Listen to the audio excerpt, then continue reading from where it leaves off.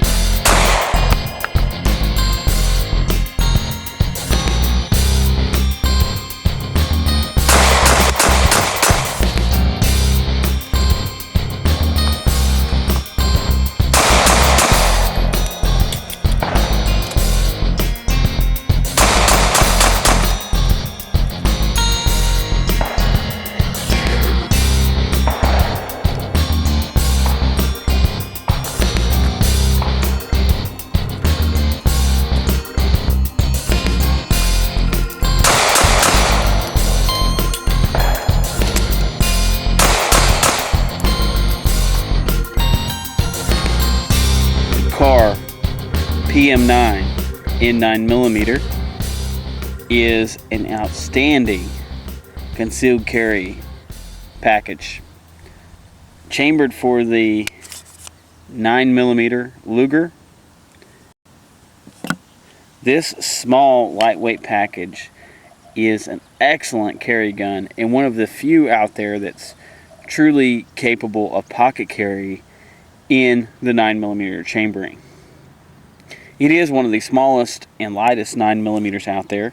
The Kel-Tec PF9 beats it in the weight category, but this is an excellent little pistol for concealed carry and a decent little shooter. I've put several rounds through this particular pistol here and have had excellent reliability, and actually I have had 0 stoppages of any kind with factory loads, plus P loads, and reloads. This pistol has done a great job. It's been very reliable for me. I've had not one single malfunction. The only problem I have had with this pistol is on the last shot, not holding open all the way. And going back forward in the slide catch, not catching it, and that may be partially due to my grip on this little pistol. Coming in at about 14.5 ounces on my scale with an empty magazine. That's pretty good, and that's really hard to beat in a full-size caliber 9mm. It's somewhat debatable as far as what caliber is best, but in my opinion, I think the 9mm is an excellent concealed carry option caliber, just due to its size and weight efficiency, and the cost of practice. I mean, it costs a lot to shoot 380. It costs a decent amount to shoot 45, and compared to 9, I mean, you can just put a lot more rounds for the same amount of money downrange. This pistol is a striker fired system that's a double action only style of pull. The reset's a little long, but this is a very smooth trigger. It kind of reminds me of a really worked over double action revolver trigger. It's just very smooth and a very predictable break. We have that stacking to the end and staging that trigger, and then we just apply a little bit more and get it to break. I think it's very easy to keep these sights lined up and get a solid break on that trigger. I've done a few things with this one. I guess not really a few things, but what I did is my biggest beef with this car, or my biggest beef with it, I guess, is the slide stop. It's just too bulky and it's too big. It sticks out. if you're carrying it in a thin holster inside the waistband, I feel this thing grinding against my side, and that annoys me. What I did is I ordered another slide stop from Kahr, and I took a Dremel to it, and I whittled this thing down a little to try to get it a little smoother. I'm not sure how functionally strong, or how much it changes its strength. So far, I've put about 500 rounds through it with it like that. I've been a little bit hesitant to carry it like that just until I get a few more rounds through it and make sure everything functions okay. But to me, it slims down the feel of this gun a little bit, and I don't know, I like it. The sights on it are kind of the traditional dot bar, and for the cost of this pistol, I was kind of unimpressed when I carried this thing to an event, and it's pretty hot outside, about 95 degrees, and the rear sight paint came out. I replaced it with just some, automotive grade scratch fixer stuff, and you can see it starting to chip out again. But I was really unimpressed on a gun of this, for this cost, that would do something like that. To me, that's kind of annoying, but it is what it is. And for most practical purposes, you're probably not going to be looking at your sights in a defensive situation when we're dealing at probably those concealed carry type of firearm shooting situation distances. To me, this Kahr is near concealed carry perfection, in my opinion. It comes with a 6-round flush fit magazine, quote unquote flush fit, and I like to carry the Corbon 100 grain plus P bullet Powerball. I think this is a good load for this gun in my kind of philosophy of use. Is I don't want over penetration. I want some expansion and definitely some penetration, but I want it to stop in the bad guy or shortly after. I think with this 100 grain Glacier Powerball bullet, I'm still able to achieve that, and I'm still getting about near 1,300 feet per second out of this gun, out of this very gun. It also comes with a 7-round extended mag. Let me get this flush one in here for you. As I said, flush, it's not exactly flush. And we also have the 7-rounder, which does allow you to get that pinky on the firearm if you feel that you need to carry that way. I love this idea as a backup mag, having the extra round and a little bit longer mag. To me, it's also easier to fish out of your pocket if you're not using a magazine carrier. With the 6-round mag in, of course, I get a good solid 2 fingers, I guess you could say, almost full 2, and it feels pretty good in the hand. The texturing on the back strap, I think, is adequate. On the sides, maybe a little slick, but I think it's adequate. The grip angle is not bad. I actually kind of like the grip angle. Unlike the Glock 26, it doesn't have quite the bulge right here, which doesn't lock into my hand quite as good as the Glock 26, but still very shootable and very pointable. The bore axis seems a little high for a gun this small, in my opinion, which I think gives some of the muzzle flip that I see when shooting this gun. But overall, for its size and weight, about 19 ounces depending upon your carry load, that's not bad. That's very doable for EDC option. So to kind of touch on the pros and the con, I think this is a very shootable little package. The recoil is less than what I expected it to be out of a firearm this small and this lightweight. My biggest beefs with the gun is, well, yeah, the magazine doesn't really fit flush, and everyone that shoots it, they usually push it in a few times, and it's like, is the magazine all the way in? it doesn't bother me that bad, but it is noticeable. The slide stop that Kahr makes is ridiculous. In my opinion, it sticks out way too much. I don't know why they couldn't make a more flush fit design, when part of their claim and part of what they compare this gun to is the Glock, and they always could talk about the thinness of the slide, and that's kind of their whole ad campaign, and then they throw this blocky slide stop on it. To me, that's retarded. My other kind of beef with this pistol is when shooting it for multiple rounds and putting a couple hundred rounds through it at one time, with this little hump in the trigger guard and this kind of bulge where that trigger pin is, the way it positions my finger on the trigger, I wind up kind of pinching that lower corner of my finger, and I don't notice it at all until I put a couple hundred rounds through it, and then I'll notice that, I mean, you can almost see it right there in my finger. It'll be a little sore right there, and no biggie, but it is something to kind of think about. A metal trigger, I kind of actually like that. It feels good and solid, nice curves otherwise to that trigger.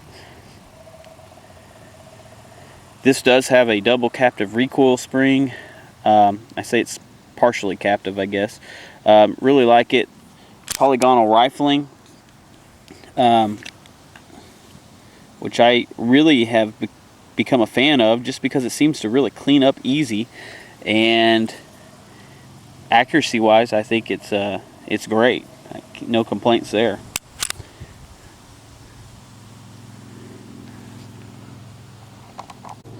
The biggest con of this gun, I think, is ultimately the price.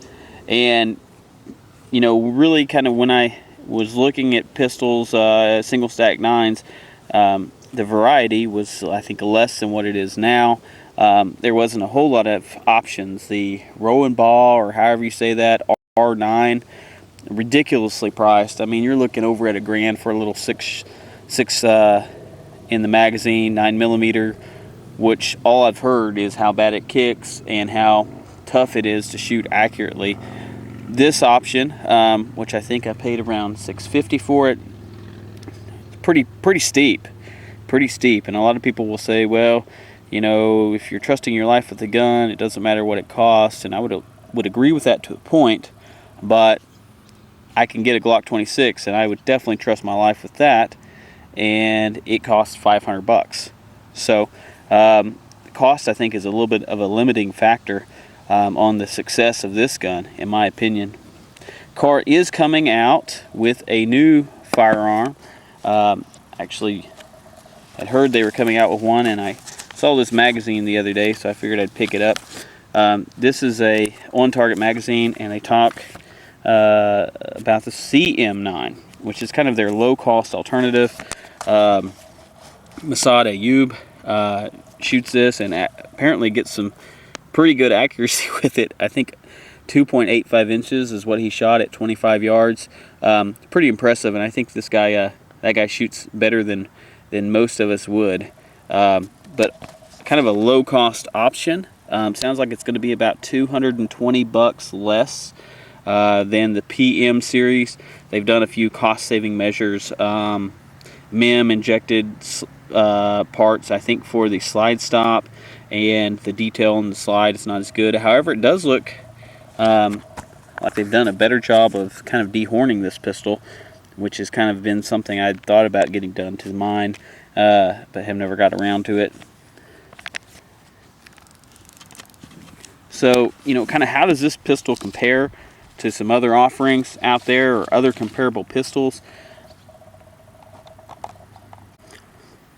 I think, you know, what they make their comparison towards, if you see any Kahr ads, is the Glock. And yeah, it is much thinner than the Glock, and about the same. Let me get the slides lined up here. Get them lined up. About the same height. Once you get that magazine in, it sticks out a little bit lower, just like this Glock does. Definitely wider, the Glock is, you know, and longer in both dimensions, both on the action and the length of the barrel. This does have a 3-inch barrel. This is 3.46. Obviously, this is a much easier pistol to shoot well, but it is also heavier than the Kahr. I think another very comparable option is my favorite little 380, which is the Bodyguard by Smith & Wesson. Excellent little pistol, very thin. Just a quick little look as far as how it compares, both in height, width, and in length. Let's get lined up here. Not bad, and you can see that for just a little bit more real estate, we're going from a 380 to a 9mm, with a difference of about 7.5 ounces. We're talking loaded weights here. Not bad, not bad at all. Full size caliber, subcompact gun, really cool. Some carry options for this little Kahr. I carried a couple of different ways. I have a DeSantis pocket holster, and you can remove this flap, but this flap helps kind of conceal the outline of the gun. Not a bad little holster. I kind of shortened mine a little bit because I wanted it to ride deeper in my pocket, but this holster does a good job for pistol carry. Pretty comfortable, a little hot in the summertime in my opinion. And then also we have the belly band option. This is also a DeSantis product, and it has a couple built-in holsters, and I'm okay with this DeSantis belt or inside the waistband type system. It works. It's a little bit uncomfortable to me. I just can't seem to get it in the right spot where I feel comfortable, and the gun doesn't feel like it's going to come out. It does have a couple different options. You can actually use it in several of these. The magazine one, and we have another pocket. I think this is designed for handcuffs, I think they say. But to me, it works pretty good, and I can really tuck this thing down in there good for deep concealment. I feel like I have the firearm secured. Another option that I tried with this little pistol is the coaster inside the waistband tuckable. It's kind of a hybrid holster, Kydex and leather. This one has been cut up quite a bit by me, just trying to change the way I wanted this to ride, and I think it does pretty good. It really distributes the weight of this gun, makes it feel pretty kneel. I do think the crossbreed holsters, their cut and their design seem to be better than these holsters, but at about half the cost, it's definitely a good option, I think, for a lot of people. So the PM9, in my opinion, it is concealed carry excellence, and just due to its shootability, it's a great shooter. Really does good at mitigating the recoil on such a lightweight pistol. It's very accurate, and it takes a little bit to master that trigger, but it's very doable in carrying a spare mag and the flush fit 6-rounder for maximum concealability. You're still looking at a 14-round loadout, which I think is adequate for most situations you're going to get into. And you're stepping up to a bigger 9mm caliber over the 380 options, which are slightly smaller and lighter. This is, to me, is one of the best and thinnest, most comfortable concealed carry pistols out there. I'm not real big on the Ruger. I still have limited experience with the Ruger LC9 that just came out. I don't like the trigger on it. I don't like the hokey loaded chamber indicator or the safety. That's kind of my beast with that. The Kel-Tec PF9, I think time will still tell on it. The recoil is definitely more substantial than the PF9 Kel-Tec. This pistol seems to reduce the recoil more, therefore making it more shootable. So, in my opinion, I think you have to give the nod to the Kahr in a single stack 9. The Walther PPS, another excellent single stack 9. However, we're dealing with the same weight as a Glock 26, and in my opinion, I would rather have the higher round capacity of the Glock versus the PPS. However, the PPS is very comfortable to carry due to its slimness. Until Glock makes a single stack 9mm, this is my preferred single stack 9mm carry gun.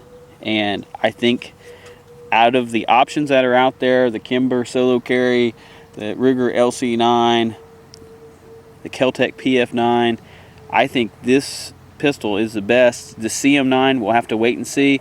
I think it's going to be an excellent option too, and probably will surpass this gun in terms of value.